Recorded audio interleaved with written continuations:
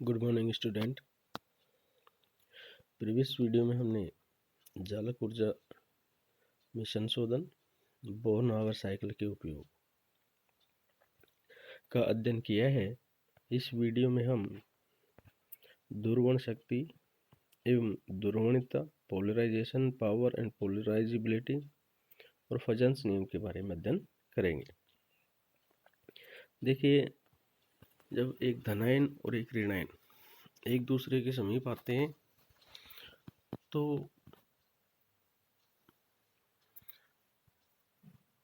ऋणायन का आकार बड़ा और धनायन का आकार छोटा होता है।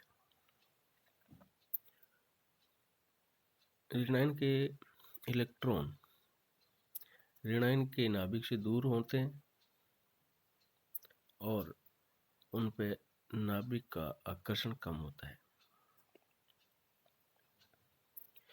जब वो धनायन के संपर्क में आते हैं तो धनायन के नाभिक द्वारा वो इलेक्ट्रॉन आकर्षित होने लगते हैं तथा धनायन की ओर केंद्रित हो जाते हैं, जिससे ऋणायन गोलाकार न रहकर विकृत हो जाता है। अतः जब धनायन व ऋणायन एक दूसरे के निकट आते हैं तो ऋणायनों के विकृत होने को ऋणायनों की ध्रुवणता तथा ऋणायनों की ध्रुवित कर सकने की धनायनों की सामर्थ्य धनायन की ध्रुवण शक्ति कहते हैं। कहने का अभिप्राय यह है कि जब आयनिक यौगिकों का निर्माण होता है धनायन और ऋणायन से, जब दोनों ये आयन एक दूसरे के समीप आते हैं तो जो ऋणायन का इलेक्ट्रॉनिक आवेश है वो ऋणायन के चारों ओर समान रूप से ऋणायन नाभिक के चारों ओर समान रूप से वितरित नहीं रहता है।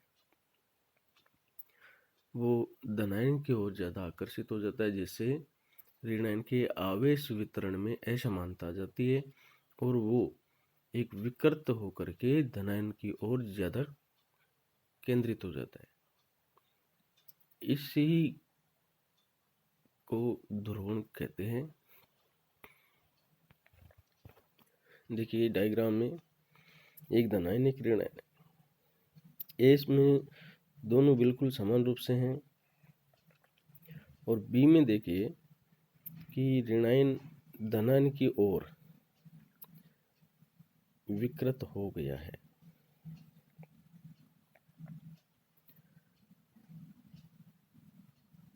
और जैसे जैसे ऋणायन का आकार बढ़ेगा उसकी ध्रुवणता भी बढ़ती चली जाएगी। ध्रुवण के परिणाम, ध्रुवण से इलेक्ट्रॉन नाभिकों के मध्य में आकर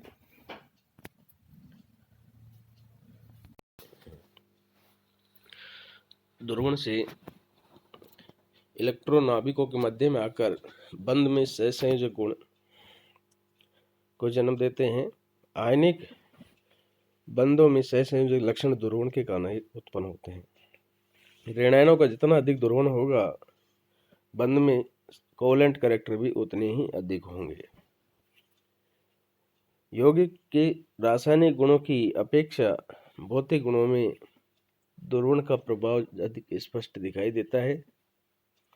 सबसे पहले गलनांक और क्वथनांक का अध्ययन करते हैं कि ये ध्रुवण से किस प्रकार प्रभावित होते हैं। क्योंकि आयनिक यौगिकों के गलनांक और क्वथनांक बहुत उच्च होते हैं, परंतु जब इसमें ध्रुवण की घटना होती है तो इस आयनिक बंध में कुछ लक्षण सहसंयोजक बंध के उत्पन्न हो जाते हैं और सहसंयोजक यौगिकों के गलनांक और क्वथनांक आयनिक यौगिकों की तुलना में कम होते हैं। बंध में सहसंयोजक गुण बढ़ने से गलनांक व क्वथनांक घटते हैं तथा सहसंयोजक गुण घटने पर बढ़ते हैं। यौगिक के इन गुणों में वृद्धि सहसंयोजक गुणों में कमी की दिशा दर्शाते हैं।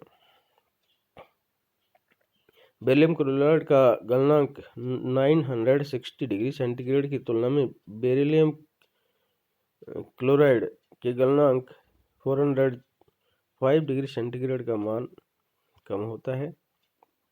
बेरिलियम में अपेक्षाकृत अधिक सहसंयोजक गुण तथा क्लोराइड आयन के अधिक ध्रुवण की ओर संकेत करता है। तो कहने का मतलब ये है कि गलनांक और क्वथनांक ध्रुवण पर निर्भर करते हैं। आयनिक यौगिकों में जब ध्रुवण बढ़ता है तो आयनिक यौगिकों के गलनांक और क्वथनांक घटते जाते हैं। विलेयता। लवणों की विलेयता एक अन्य महत्वपूर्ण गुण है जो ध्रुवण के प्रभाव द्वारा प्रभावित है। सिल्वर हैलाइडों Ag+ एक प्रबल ध्रुवण शक्ति वाला धनायन है तथा ऋणायनों की ध्रुवणता उनके आकार बढ़ने के साथ साथ बढ़ती है। अतः Ag मुख्यतः आयनिक है जो जल में विलय है, जबकि अन्य हैलाइडों में सहसंयोजक गुण की मात्रा बढ़ने से वे जल में अल्प विलय हैं। क्योंकि जैसे जैसे एक वर्ग में ऊपर से नीचे जाते हैं, हैलाइड वर्ग 17 में जब ऊपर से नीचे आते हैं तो इन आयनों का आकार बढ़ता जाता है, हैलाइडों का आकार बढ़ता जाता है। जैसे जैसे ऋणायन का आकार बढ़ेगा, धनायन स्थिर है तो आयनिक यौगिक में सहसंयोजक गुणों में वृद्धि होती चली जाती है। इसी कारण सिल्वर के हैलाइड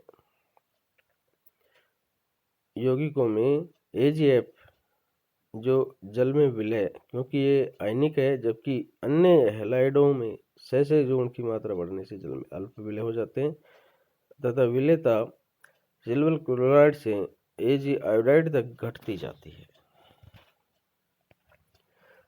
बंध दूरी। आयनिक यौगिकों में बंध दूरी इंटर आयनिक डिस्टेंस आयनिक त्रिज्याओं के योग के बराबर होती है, लेकिन ऋणायन ध्रुवित हो जाने से वे धनायन के कक्षकों से अतिव्यापन करने लगते हैं, जिसके परिणाम स्वरूप वास्तविक बंध दूरी आयनों की त्रिज्याओं के योग से कम पाई जाती है। सिल्वर हैलाइडों के लिए गणना की गई है कि सहसंयोजक गुण Ag+ में न्यूनतम तथा Agi में अधिकतम है, जो I- आयन की अधिकतम ध्रुवणता प्रदर्शित करता है। बिल्कुल ये ठीक है। यही कारण है कि Ag+ में बंध दूरी धनायन तथा ऋणायन त्रिज्याओं के योग के लगभग समान है, जबकि Agi में बंध दूरी आयनिक त्रिज्याओं के योग से लगभग 20% कम है। देखिए यहाँ पे silver fluoride, silver chloride, silver bromide, silver iodide दिया हुआ है और इनकी सैद्धांतिक बंध दूरी और वास्तविक बंध दूरी एंगस्ट्रम में दी हुई है। और जो बंध दूरी में कमी हो रही है वो Ag+ में बहुत न्यूनतम 0.02 है, बट AgCl में 0.19, AgBr में 0.22 और Agi में 0.39 है। तो जैसे जैसे सहसंयोजक गुण बढ़ते जा रहे हैं, आयनिक दूरी भी बढ़ती जा रही है।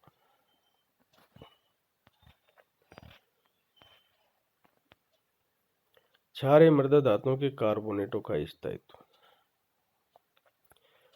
कुछ रासायनिक अभिक्रियाओं की व्याख्या धनायनों की ध्रुवण शक्ति के आधार पर की जा सकती है। क्षारीय मृदा धातुओं के कार्बोनेटों में निम्न प्रकार अपघटित होने की प्रवृत्ति पाई जाती है।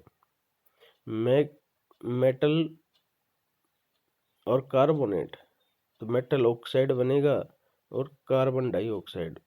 अभी मेटल में क्षारीय मृदा धातुओं को लेते हैं तो beryllium, magnesium, calcium, strontium, barium ये इस वर्ग में आते हैं, सेकंड वर्ग में। विघटन अभिक्रिया की सुगमता के बारे में कार्बोनेट के अपघटन ताप द्वारा पता चलता है। धनायन के आकार में वृद्धि के साथ साथ कार्बोनेटों के अपघटन की प्रवृत्ति घटती है। देखिए वर्ग में ऊपर से नीचे जाते हैं तो कार्बोनेट का आकार बढ़ता जा रहा है, तो कार्बोनेट में धनायन जो है क्षारीय मृदा धातु, उसका आकार में वृद्धि हो रही है और कार्बोनेट का आकार तो स्थिर है। छोटे बेरियम +2 आयन की ध्रुवण शक्ति इतनी अधिक होती है कि ये बड़े आकार के कार्बोनेट आयन को इतना अधिक ध्रुवित कर देता है, लेकिन बेरियम कार्बोनेट तुरंत O-2 तथा CO2 में अपघटित हो जाता है, जिसके कारण ये अस्थायी है। धनायन का आकार बढ़ने पर धनायन की ध्रुवण शक्ति कमजोर पड़ती है, जिससे कार्बोनेट का स्थायित्व बढ़ता जाता है, जो इसके बढ़ते अपघटन ताप द्वारा प्रदर्शित है। देखिए यहाँ पे कंपाउंड दिया हुआ है जो कि सेकंड क्लास का है, दूसरे वर्ग का है। Beryllium, magnesium, calcium, strontium, barium इनके सबके कार्बोनेट है। और अपघटन ताप इनके दिए हुए हैं। तो बेरिलियम कार्बोनेट अस्थायी है क्योंकि इसकी दोलन क्षमता तो ज़्यादा होती है लेकिन ये स्थायी नहीं है। जबकि मैग्नीशियम, कैल्शियम, स्ट्रोंशियम, बेरियम के अपघटन ताप धीरे धीरे बढ़ते जा रहे हैं। अब सेकंड आता है फायांस के नियम।